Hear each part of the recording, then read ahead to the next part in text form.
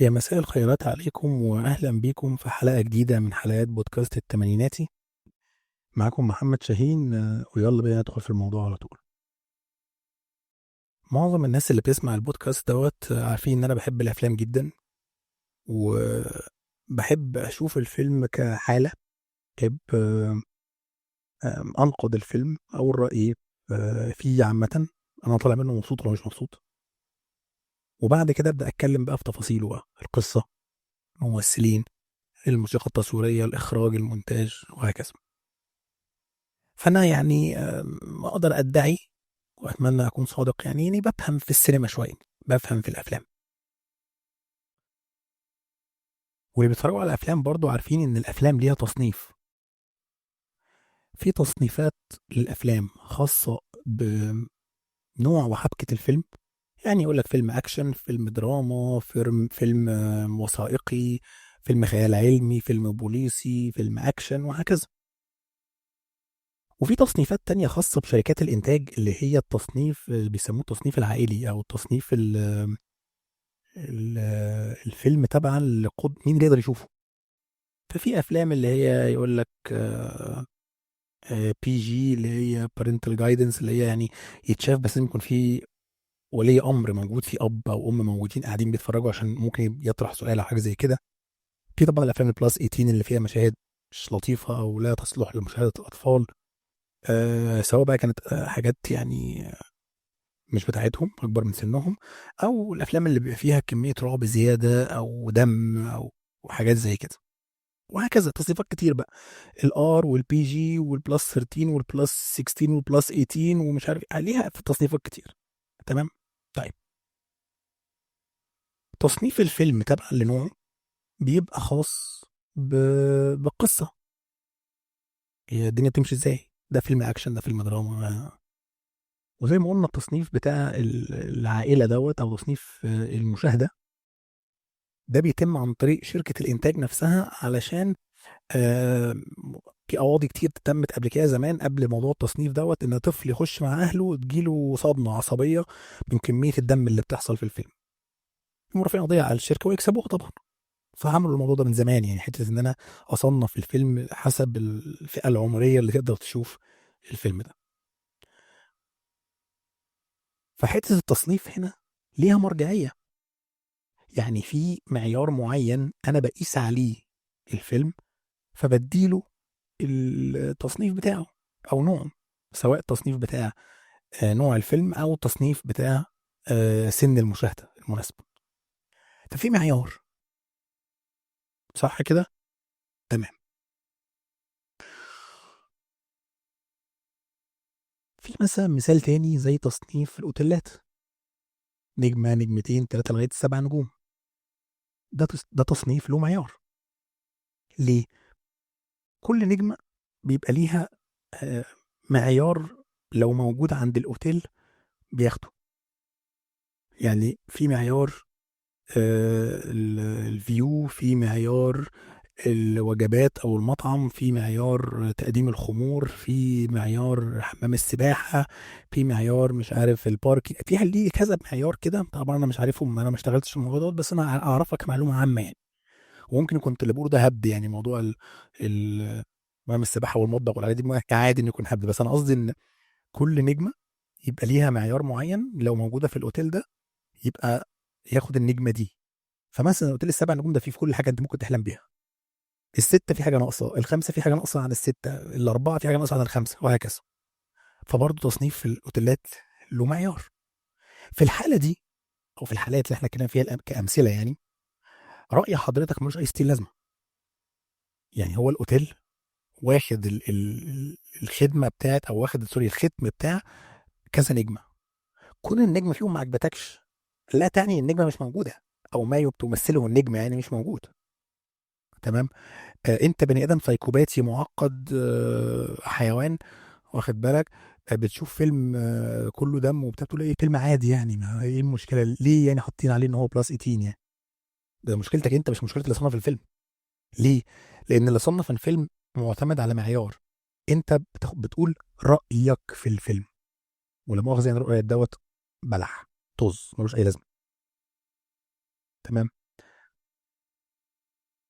فلما تيجي بقى نتكلم في تصنيف، حضرتك بتصنف على اساس ايه؟ تمام. هديك مثال. زي ما قلت لك في الاول انا بحب الافلام وكده، فعامل سبسكرايب يعني او لايك لكذا صفحه من صفحات الافلام على الفيسبوك وكده. ففي صفحه منهم كانت مرشحه فيلم انا كنت شفته اوريدي، على حظهم الابيض يعني. تمام. فيلم كان اسمه بريزنر اوف وور. اه، بريزنر اوف وور، بتاع سكوت ادكنز، اللي هو بتاع فنون قتاليه، حاجه زي فان دام كده بس على منظر مختلف يعني. تمام. ويقول فيلم عائلي جدا، فيلم عائلي تماما، عن مش عارف طيار بريطاني بيتم أسره في الحرب وبيحارب من أجل الهروب وبتحصل شوية صراعات في معسكر الاعتقال ومش عارف ايه وبتاع. فانا قلت هيبقى زيه زي اي فيلم الفان دام او زي افلام سكوت اتكنز قبل كده، اللي هي بيبقى بيغير الموقف بس في مقابل ما يحط لك ان الناس بتتخانق مع بعضها. ده الفكره العامه يعني. بس يا سيدي، هو انا كنت اصلا متفرج على فيلم من قبل كده. الفيلم ده في اول 10 دقايق في واحد ان البطل بيتخانق معاهم، بيرجع بظهره لورا كده نتيجه ضربه ضربها له البطل، فبيقع على لغم ارضي، جسمه بيتقسم نصين قدامك على الشاشه. و... واثناء الفيلم كله ناس بتتخانق مع بعضها وناس بتتذبح وناس بتتقتل بخناجر في بطنها وحاجات كده. هو فين العائلي في الموضوع يا فندم، يلا قلت ان هو فيلم عائلي؟ انا عايز افهم بس سؤال. هو حضرتك فاهم ان الفيلم اللي ما فيهوش نسوان عريانه وناس بتبوس بعضها وناس مش عارف ايه، ده يبقى فيلم عائلي لو ما فيش الكلام ده؟ هو ده تصنيفك لعائلي؟ انت رايك ان هو عائلي بس هو مش عائلي. ما العائله دي تحتمل ان فيها عيل عنده 3 4 سنين لما يشوف واحد بينفجر قدامه، واحد بيذبح واحد بالسكينه قدامه، انت فين العائلي في الموضوع؟ انتوا عيله سفاحين بقى، لو ده عيلتك بتتفرج على الحاجات دي فانتوا عائله من السفاحين، تستحقوا الاعدام كلكم وبتفرجوا عيالكم على الحاجات دي. انت فاهم الفكره؟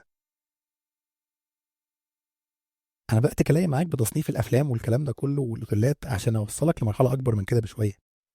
مرحله انت مين عشان تصنف الناس بناء على رايك؟ انت يعني هي ما تتقالش غير في جمله واحده بس: انت مالكش اي لازمه في الحته دي، مش بتاعتك.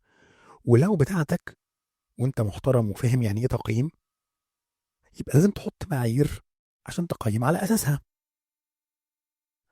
يوم لما اجي اقيم اكل هحط معايير للتقييم: الملح مظبوط ولا مش مظبوط، التسويه مظبوطه ولا مش مظبوطه، البهارات، التقديم، مش عارف ايه، هحط شويه معايير وهختار على اساسها.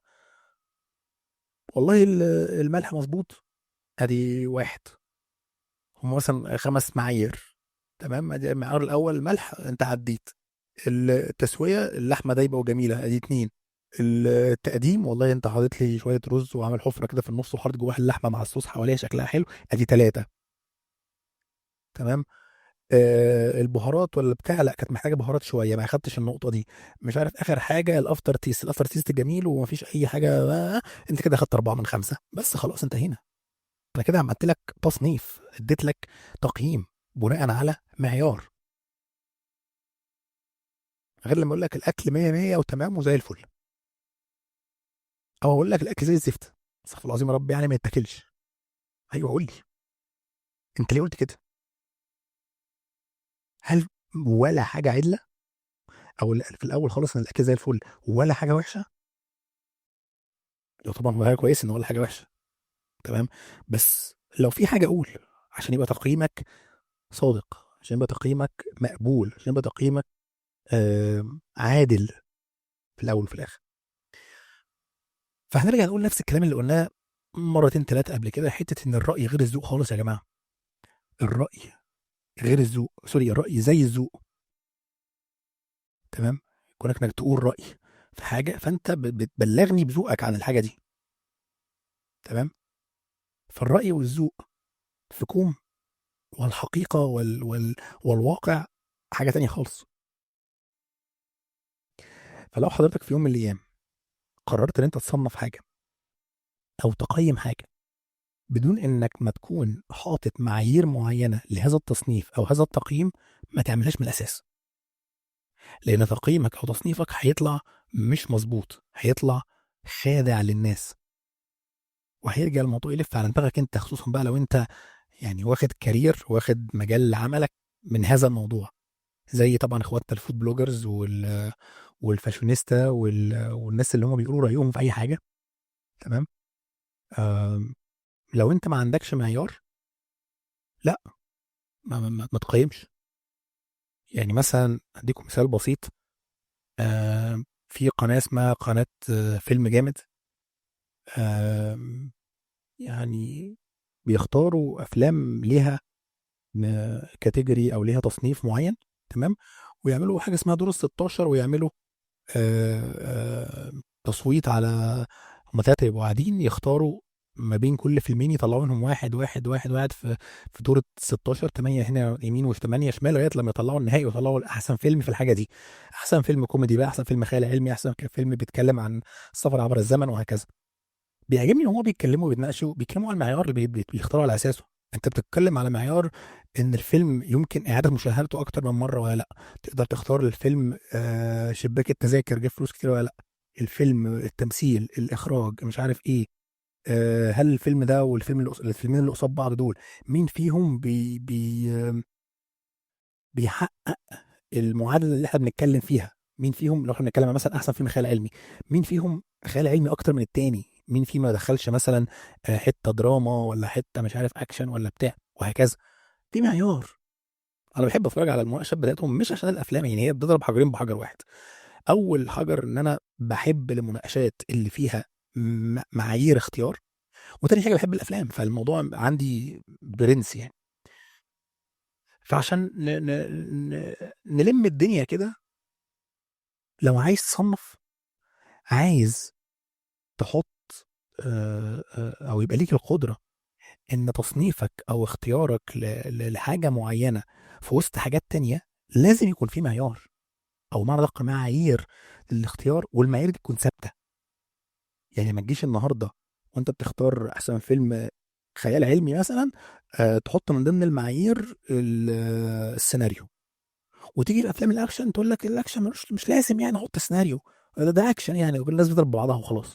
لا، هتحط مسطره واحده على الكل، معايير واحده على الكل، عشان تاني الناس تصدقك، عشان يطلع تصنيفك او يطلع قرارك النهائي دوت انا صدقه. لكن اللي هي بتاعت الاكل جوسي ولوسي والصوص اخد الاكل في حته تانية، لا ده مش، ما بياكلش مع كل الناس دلوقتي يعني. ماشي. أم، اعتقد ان انا اللي عايز اقوله يعني وصل، واتمنى تكون الحلقه عجبتكم، واشوفكم الحلقه الجايه ان شاء الله على خير. سلام.